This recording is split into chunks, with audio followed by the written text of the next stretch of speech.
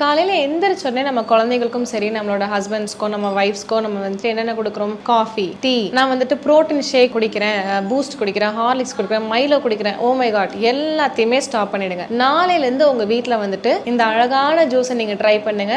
என்னன்னு கேட்டிங்கன்னா, வெள்ளை பூசணி ஜூஸ், ஒயிட் பம்கின், ஆஷ்கார்ட். ஸோ கண்டிப்பாக இந்த ஒரு ஜூஸ் வந்துட்டு உங்களோட லைஃப்பில் ஒரு பெரிய பெரிய மாற்றத்தை கொண்டு வரும். வெள்ளை பூசணி ஜூஸ் எப்படி போடலாம்? நீங்கள் வெள்ளை பூசணியை தோல் மட்டும் நீக்கிட்டு உள்ள மிக்சியில் போட்டு நல்லா அரைச்சிட்டு ஒரு மெஷ் கிளாத் வச்சு நல்லா வடிகட்டி ஜூஸை மட்டும் எடுத்துட்டு கொஞ்சோண்டு உப்பு, பெப்பர், தேன் ஊற்றி நீங்கள் சாப்பிடலாம். வீசிங், சைனஸ், ஆஸ்துமா இருக்கிறவங்க வந்துட்டு எடுக்காதீங்க.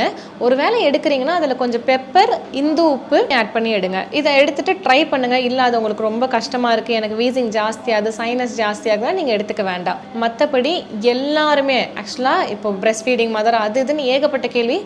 எல்லாருமே வெள்ளை பூசணி ஜூஸை ரெகுலராக எடுக்கலாம், வாழ்நாள் முழுக்க எடுக்கலாம். அவ்வளோ அருமையான மருத்துவ குணங்கள் அந்த ஜூஸ்.